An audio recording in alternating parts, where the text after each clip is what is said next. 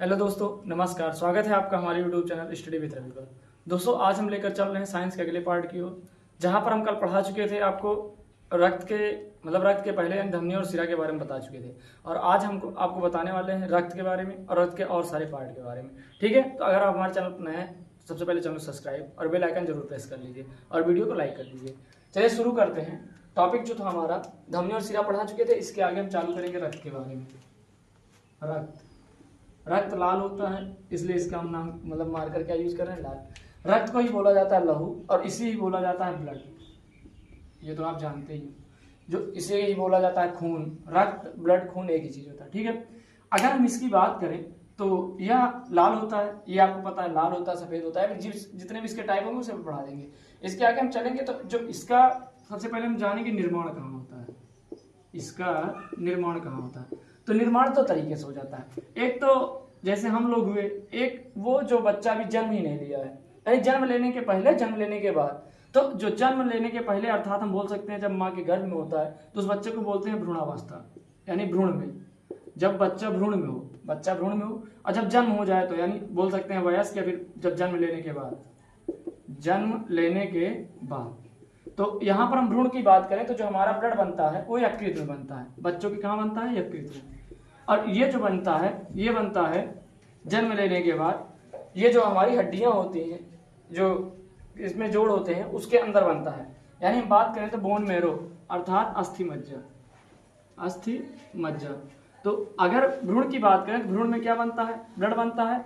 मतलब जब बच्चा भ्रूण में होता है तो उसका ब्लड कहाँ बनता है, यकृत में।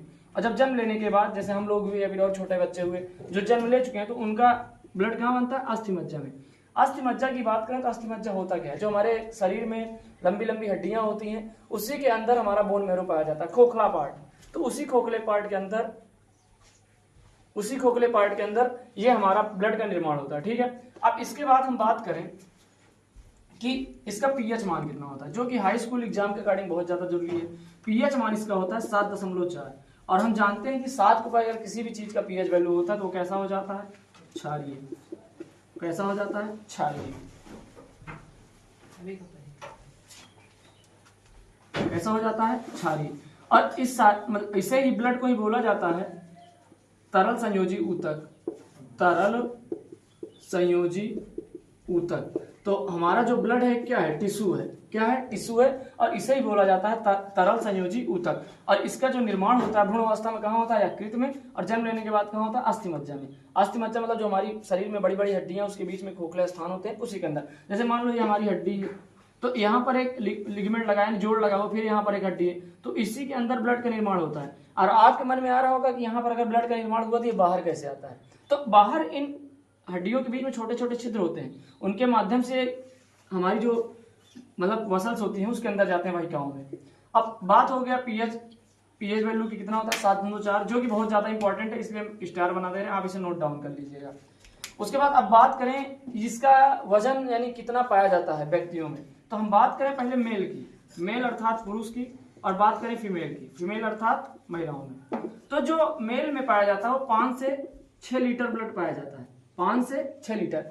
या हम कह सकते हैं जितना वजन होता है, वजन का 7%। जितना भी वजन होगा पुरुष का, जैसे मान लो किसी भी पुरुष का वजन 70 किलोग्राम है, कितना है, 70 किलोग्राम। तो जो इसका वजन होगा 7% होगा, अर्थात 7%, और परसेंट कटाएं 0, यहाँ 0 0 काटेंगे, 7 49, और 49 में 10 से भाग करें तो अर्थात 4.9 लीटर। यानी अगर कोई व्यक्ति 70 किलोग्राम का है तो उसके अंदर वजन ब्लड कितना होगा, 4.9 लीटर। अर्थात हम कह सकते हैं कि जितना वजन होगा उसका 7% ब्लड हमारे शरीर के अंदर पाया जाता है। अगर मान लो किसी का वजन 30 किलोग्राम है, आप बोलोगे क्या उसके अंदर 4.9 नहीं पाया जाएगा, तो उसका हम 7% निकालेंगे।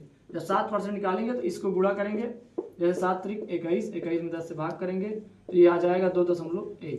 अर्थात जितना वजन होगा उतने वजन का 7% ब्लड हमारे शरीर के अंदर पाया जाता है। ठीक है, ये हम मेल की बात कर रहे हैं। और फीमेल में थोड़ा सा कम हो जाता है, यानी 1.5 लीटर कम, यानी मान लो 4 से 5 लीटर मान लेते हैं, लगभग 4 से 5 लीटर ये हो जाता है महिलाओं में। तो ये जो वजन का होता है 7%, चाहे पुरुष हो चाहे महिला हो, दोनों का बराबर हो जाता है। अब इसके आगे बात करें हम कि इसका मेल हो गया, फीमेल हो गया, आप ऐसा भी लिख सकते हो नोट डाल के कि महिलाओं में रक्त पुरुष की अपेक्षा आधा लीटर यानी 1/2 लीटर कम होता है, आधा लीटर कम पाया जाता है। ठीक है, इतना आप नोट डाउन करें, फिर आगे बता दे रहे हैं। अब हम बात करते हैं, जैसे अभी आपको हम लिखाए कि जो मानव शरीर के अंदर ब्लड पाया जाता है वो 7% पाया जाता है, लेकिन एक और है जो कि आप जानते हो शायद ना जानते हो कि जो जल होता है वो कितना होता है हमारे शरीर के अंदर। यानी कि जल जो होता है वो मानव शरीर का, या फिर जो भी मानव में महिला भी आप मान सकते हो, पुरुष भी, उसका 10% होता है। जल मानव शरीर के वजन का 10% पाया जाता है। कितना पाया जाता है? 10%। अब हम बात करते हैं रक्त की, तो रक्त के बारे में हम बता दिए, अब रक्त के पार्ट के बारे में चलेंगे। ठीक, तो रक्त में 2 टाइप हो जाते हैं, एक हो जाता है हमारा प्लाज्मा, एक हो जाता है कणिकाएं। तो अगर बात करें इसकी प्लाज्मा की, ये हमारे पूरे शरीर का कितना परसेंट हो जाता है, सॉरी जो रक्त होता है उसका 55% भाग प्लाज्मा होता है और 45% भाग क्या होता है, कणिकाएं हो जाती हैं। और इन कणिकाओं में हम जानते हैं आरबीसी, डब्ल्यूबीसी और प्लेटलेट्स, ये सब चीजें पाई जाती हैं। तो हम इसके बारे में जानेंगे। इसे ही बोलते हैं बिंबाणु। क्या बोलते हैं? बिंबाणु। और इसे बोलते हैं श्वेत रक्त कणिकाएं, श्वेत रक्त कणिकाएं, और इसे बोलते हैं लाल रक्त कणिकाएं, लाल रक्त कणिकाएं। तो आप इसे नोट डाउन करते चलिए। अब हम फिर से समझाते हैं। रक्त जो हुआ यानी ब्लड जो हुआ हमारा, वो 2 टाइप्स का हो जाता है। एक तो हो जाता है उसमें प्लाज्मा पाया जाता है, एक क्या पाया जाता है, कणिकाएं पाई जाती है। अब कणिकाएं बाद में, पहले हम प्लाज्मा समझने का प्रयास करेंगे। प्लाज्मा होता क्या है? प्लाज्मा हमारे शरीर का एक निर्जीव भाग होता है जो कि लगभग 55% ब्लड का होता है। जो पीला पीला हल्का पीला पीला पदार्थ निकलता है जब चोट लगती है, चोट सुखाने के बाद पीले पीले पदार्थ निकलते हैं, नहीं निकलते, तो उसी को हम क्या बोलते हैं? प्लाज्मा। ये कितने % पाया जाता है हमारे शरीर में? 55%। ठीक है, बोल सकते हो आप लोग हल्का हल्का, कोई दिक्कत है नहीं। ऑफलाइन ही क्लास है, ऑनलाइन भी हो जाएगी। अब इसकी बात करें प्लाज्मा का, तो ये इसका जो रंग होता है, रंग हल्का पीला होता है। हल्का क्या होता है? पीला। और इसमें जो वजन होता है, यानी इसमें जल जो होता है वो जल पाया जाता है लगभग 90 से 92%। यानी जितना वजन होता है इसके वजन का 90, मतलब जितना प्लाज्मा होगा उसके 90 से 92% तक क्या पाया जाएगा? जल। अब उसके बाद हम बात करते हैं प्रोटीन की। तो प्रोटीन जो हमारा हो जाता है वो पाया जाता है 7%। कितना परसेंट? 7%। प्रोटीन में ढेर सारी प्रोटीन है, थ्रोम्बिन, प्रोथ्रोम्बिन, एल्बुमिन, ये फाइब्रोनोजन वगैरह, ये प्रोटीन इसी के अंतर्गत पाई जाती है। आपको अभी आगे बढ़ाएंगे। उसके बाद प्रोटीन के बाद इसमें पाया जाता है खनिज। खनिज मतलब जानते हो, जैसे कुछ भी पौष्टिक आहार जो हम खाते हैं उसका 1 से 2%। लगभग ये हो जाता है हमारा प्लाज्मा के बाद में। प्लाज्मा के बाद हम बात करेंगे कणिकाएं। फिर से हम एक बार समझा रहे हैं, एग्जाम में ऐसा अगर ऑब्जेक्टिव में आता है तो इसका रंग हल्का पीला होता है। ये जो जल होता है इसमें 90 से 92% पाया जाता है। प्रोटीन इसमें 7% पाई जाती है और खनिज 1 से 2% पाया जाता है। अब इसको लिखने के बाद हम आएंगे आरबीसी, डब्ल्यूबीसी, प्लेटलेट्स, इसके बारे में। ठीक, अब इसे नोट डाउन करिए। अब हम बात करते हैं, जैसे बात करें संख्या में क्या ज्यादा होता है क्या कम होता है। हम आरबीसी डब्ल्यू तरफ यानी कणिकाएं की ओर चल रहे हैं। किसकी ओर? कणिकाएं की ओर, जो कि हमारे शरीर में कितने % होती है? 45%। अब संख्या में बात करें तो सबसे ज्यादा हमारे शरीर में क्या पाई जाती है? आरबीसी। फिर उसके बाद हमारा पाया जाता है प्लेटलेट्स, फिर उसके बाद क्या पाया जाता है? डब्ल्यूबीसी। अब उसके बाद आकार में बात करें, मतलब साइज में बात करें, साइज की बात करें तो साइज की बात जब हम बात करेंगे तो इसमें हमारा डब्ल्यूबीसी आ जाएगा। डब्ल्यूबीसी सबसे बड़ा होता है, फिर उससे छोटा होता है प्लेटलेट्स, फिर उसके बाद लास्ट में आरबीसी। यानी आकार में सबसे छोटा क्या होता है? आरबीसी, और संख्या में सबसे ज्यादा क्या पाया जाता है? आरबीसी। तो अब हम बात करते हैं आरबीसी की ओर। आरबीसी की ओर चलते हैं। आरबीसी को बोला जाता है आरसीबी नहीं, आरबीसी नहीं तो आरसीबी चिपकाओ। ठीक, अब आरबीसी की ओर चलते हैं, इसे बोलता है मतलब रेड ब्लड सेल्स या फिर रेड ब्लड कार्पल्स। हम हिंदी में लिखते हैं मतलब लाल रक्त कणिकाएं, लाल रक्त कणिकाएं। अब इसके बाद इसमें समझेंगे, सबसे पहला आपका इसमें जो क्वेश्चन बनता है कि इसका जीवन काल कितना होता है। बहुत सही, इसका जीवन काल 120 दिन। अब उसके बाद इसे और किस नाम से जाना जाता है? इसे जाना जाता है एरिथ्रोसाइट। किसके नाम से? एरिथ्रोसाइट्स। एरिथ्रोसाइट्स, इसे जाना जाता है एरिथ्रोसाइट्स नाम से। और इसका जो रंग होता है, एक तो रंग कैसा हो जाता है, रंग इसका जो होता है कैसा होता है? लाल, लाल होता है। और एक इसमें कोशिका भी होती है। क्या होती है? कोशिका। ठीक।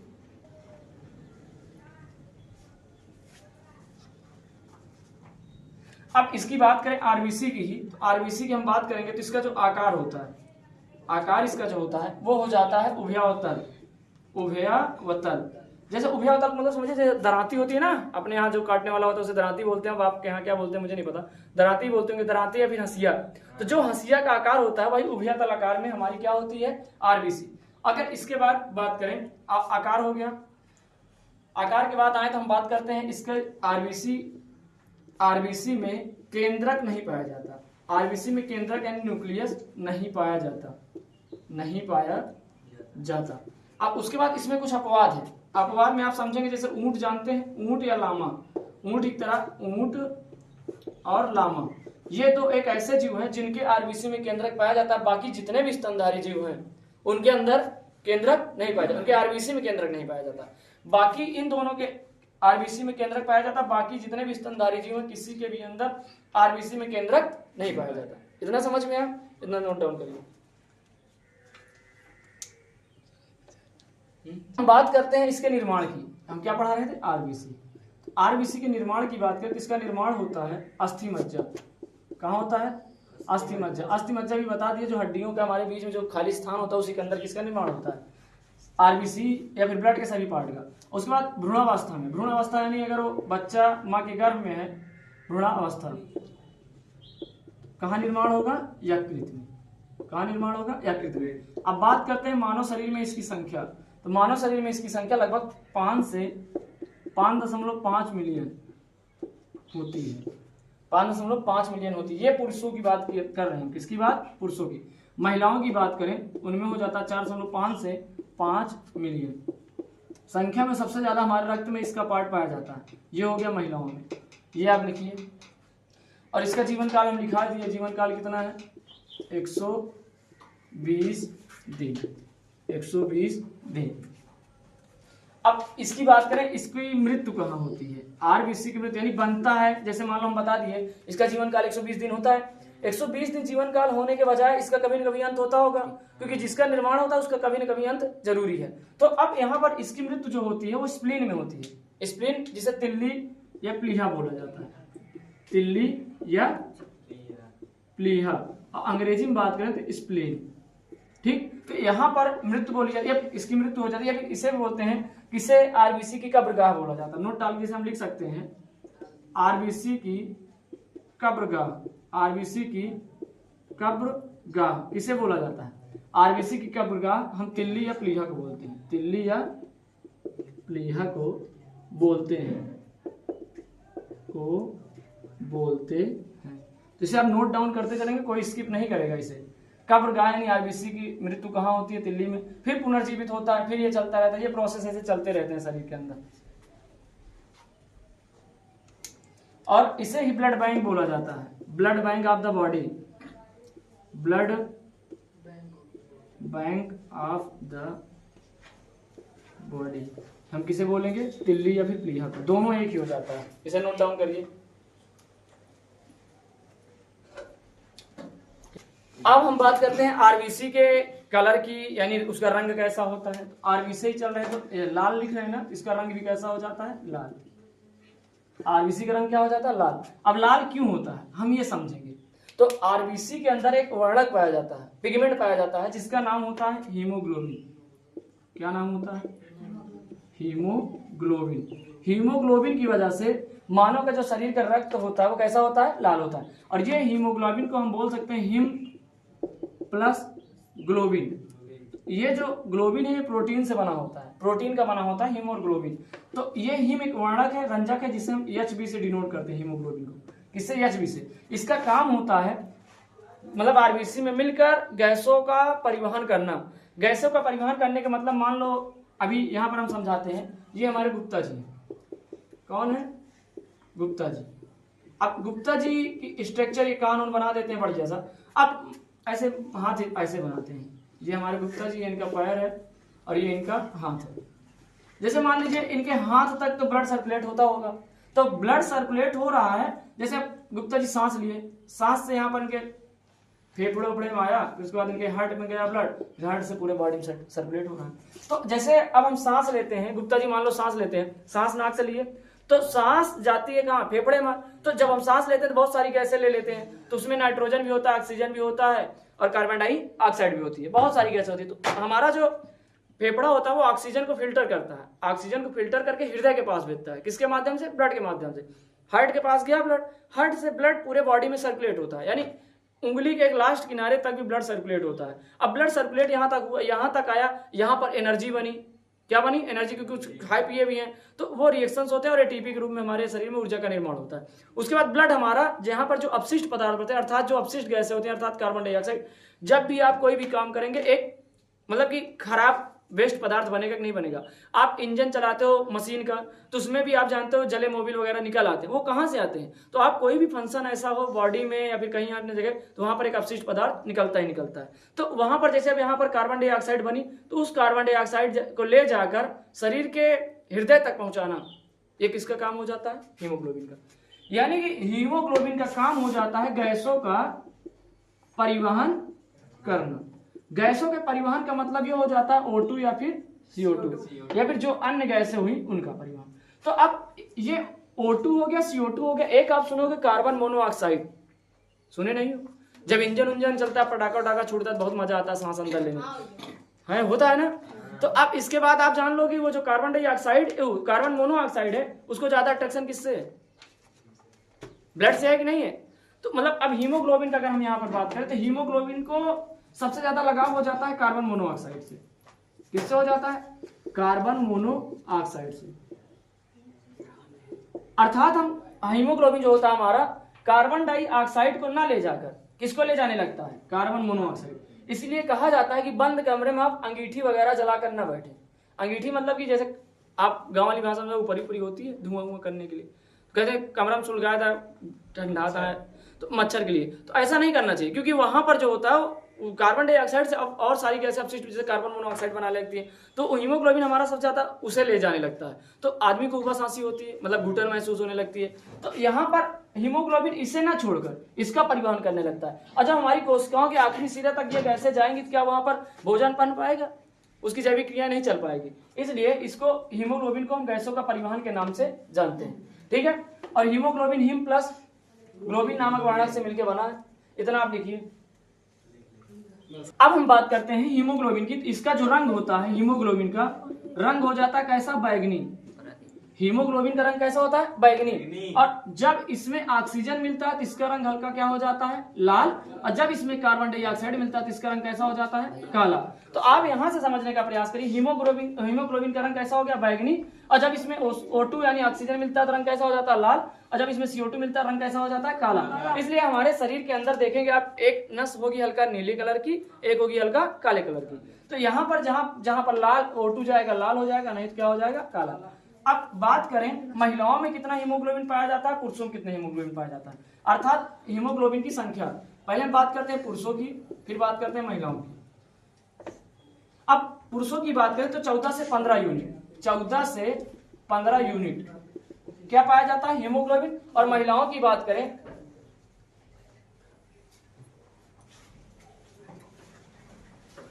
इसकी बात करते हैं हो जाता है 15 से 16, और पुरुषों की महिलाओं की बात करें तो ये हो जाता है 12 से 14। तो आप जब ब्लड टेस्ट कराने जाते हो तो हीमोग्लोबिन को माप कर आपका आरबीसी बता दिया जाता है। जब आपके अंदर हीमोग्लोबिन कम होगा तो डॉक्टर बता देगा कि आपके अंदर किसकी कमी है? आरबीसी, अर्थात बोल देगा ऐसा भैया आपके अंदर ब्लड की कमी है। और जब ब्लड की कमी ज्यादा हो जाती है तो एनीमिया नामक रोग हो जाता है। कौन सा रोग? एनीमिया रोग। आपकी शरीर सफेद हो जाएगी, आपकी आंखें सफेद हो जाएंगी, आप में कमजोरी आ जाएगी, बहुत सारी बीमारी हो जाएगी। तो हम ये समझते हैं कि ब्लड की कमी से कौन रोग हो जाता है? एनीमिया। और यहाँ पर पुरुषों के अंदर 15-16 यूनिट और इसके अंदर 12 से 14 यूनिट। और बाकी जो है अभी टाइम ज्यादा हो रहा है तो मिलेंगे नेक्स्ट पार्ट में, तब तक के लिए इसको पूरा नोट डाउन कर लीजिएगा और चैनल को सब्सक्राइब, वीडियो को लाइक शेयर जरूर करिएगा, कमेंट करके ये बताना क्लास कैसी लगी, ठीक है। अब मिलेंगे नेक्स्ट पार्ट के साथ, इसके बाद जितना WBC बचा हुआ है, प्लेटलेट्स बचा, ये सारी चीजों के बारे में।